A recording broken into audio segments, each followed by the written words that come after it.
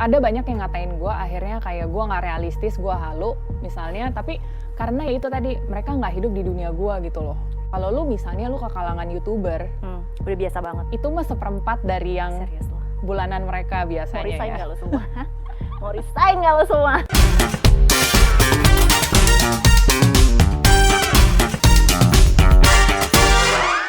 Gue kasih tahu, jadi narsum gue ini katanya pokoknya calon suaminya itu minimal punya gaji 250 juta dan udah siap dana pensiun. Andrea Gunawan, hai Cat Womanizer. Halo Lara Elvina, kita dulu kenal dari Good to see you, my God, udah lama banget ya. dari masa lalu. Dulu tuh ya gue reporter, terus lu intern gitu kan. Gue ngeliat lu tuh kayak intern yang cool gitu loh, ngerti gak sih? Kayak yang anak-anak, gue gak peduli sama sekitar gue gitu. Bener gak tapi? Gaji masih gitu lah ya, masih gaji lah ya. intern di TV ya. Gaji masih, kalau sekarang calon suami harus 250 juta.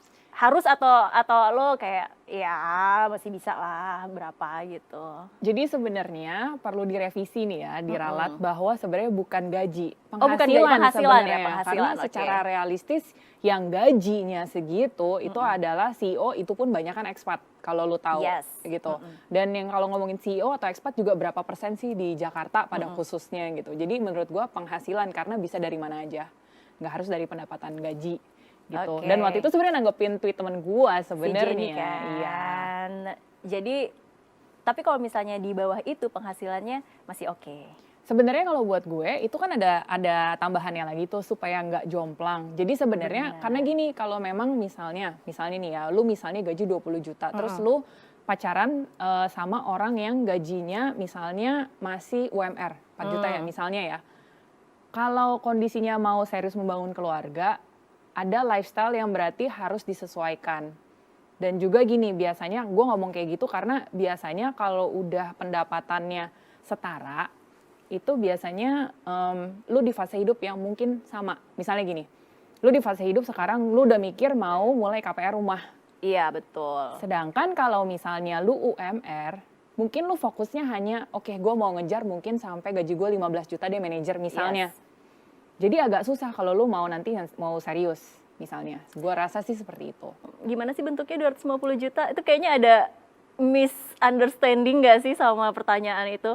Sebenarnya sih iya ya, kan? karena semua orang mikirnya gaji, padahal kan enggak. Kalau pendapatan kayak misalnya akhirnya ada netizen yang termasuk follower gue yang merespon juga. Ih, gue mama di rumah aja jualan online, omsetnya bisa jauh lebih baik dari itu per bulannya. Iya kan? Gitu. Jadi kan benar-benar tergantung. Tapi menurut lo 250 juta tuh sekarang kayak wajar gak sih? Udah wajar atau memang itu lumayan banyak ya gitu? Banyak, tapi again mungkin tergantung kalangannya. Kalau lu misalnya lu ke kalangan YouTuber, udah biasa banget. itu mah seperempat dari yang Serius lo? bulanan mereka biasanya. Mau resign ya. gak lo semua? Mau resign gak lo semua? Kayak yang kemarin kan ada yang ngomongin content creator misalnya sekali 80 juta. Ya emang kenyataannya kayak emang begitu. kenyataannya segitu. Jadi ya? waktu itu juga ada temen gue bahkan, ini rate 2 tahun lalu ya by the way ya. Rate 2 tahun lalu, gue lupa follower dia mungkin pada saat itu masih hampir 500 ribu lah. Boomerang aja. Bumerang nih? Boomerang itu cuma 6 detik ya. Oke. Tahu berapa rate-nya? Berapa? Tebak dong. Kalau lo yang nebak kejauhan nih kayaknya.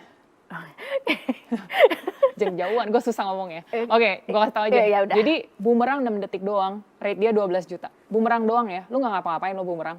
Berarti buat circle lo gitu, misalnya kayak influencer, YouTuber gitu ya udah biasa banget ya. Pengusaha sih juga, iya. Kalau memang mungkin masih di kantor dan lu nggak ada usaha lain, mungkin agak jauh susah banget sampai ke situ. Oke. Karena untuk ya yang kita tahu mungkin gaji 30-an aja tuh udah susah. Benar. Sebenarnya. Benar. Terus menurut lo kenapa ya orang-orang pada marah-marah? Karena mereka tidak melihat realita itu? Kalau menurut gue, ada banyak yang ngatain gue akhirnya kayak gue nggak realistis, gue halu misalnya, tapi karena ya itu tadi mereka nggak hidup di dunia gue gitu loh. Yang justru teman-teman gue, circle gue justru udah jauh di atas itu gitu loh. Iya. Jadi menurut gue hanyalah wajar kalau memang standarnya segitu. Berarti enak dong jadi influencer ya? Banyak banget gak sih yang ngomong kayak gitu? Gimana menurut lo? Sebenarnya kalau ngomongin enak jadi influencer atau enggak, yang mereka nggak tahu adalah kita ngebangunnya udah berapa lama. I know, Kayak misalnya kayak teman-teman yang udah sekarang udah ratusan ribu followernya atau mungkin jutaan. mereka nggak tahu kalau content creator itu mungkin udah dari 10 tahun lalu loh, mereka di Twitter, mereka ngeblok dulu misalnya. Twitter, lu juga mulai dari Twitter kan? Dari Twitter, dan maksudnya biasanya rata-rata itu 10 tahun perjalanannya, baru sampai sekarang. Kecuali kalau lu misalnya cuma viral gara-gara either kelakuan bodoh lo atau gara-gara pamer badan misalnya, mungkin ya jadi overnight sensation, tapi udah kan sampai situ aja. Iya, banyak sih yang bilang kayak, aduh enak ya kerja jadi influencer, jadi selebgram gitu.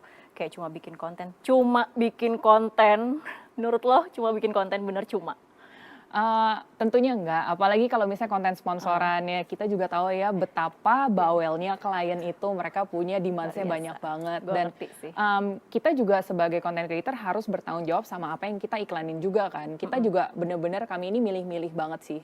Berarti lo nggak asal kayak yaudah deh ada cuannya nih, yaudah deh sikat gitu. Kalau untuk gua pribadi sih enggak, dan kalau untuk teman-teman gua yang gua tahu juga enggak, karena misalnya gini kayak pemutih, pelangsing, pembesar payudara dan peninggi misalnya, itu gua dan teman-teman nggak ambil karena ya bentuknya udah kayak begini misalnya, terus gue jual pil pelangsing misalnya, yang gue nggak tahu ternyata itu efeknya ke ginjal, karena banyak ada yang kayak gitu. Atau pemutih terus bikin lu iritasi. Tanggung jawabnya besar Tanggung ya, jawabnya kalau ketika besar orang banget. tuh terinfluence sama apa yang lo promosikan gitu kan. Apalagi kalau misalnya lu lihat artis-artis ya, itu banyak yang dia pakai pemutih apa segala macam, padahal itu bukan foto dia loh kalau lu Dan lihat. dia nggak pakai. Dia nggak pakai, obviously dia nggak pakai. Gue pernah lihat ada salah satu artis gede banget, dan gue lihat karena dia baru nikah waktu itu, jadi gue kepo ini siapa sih.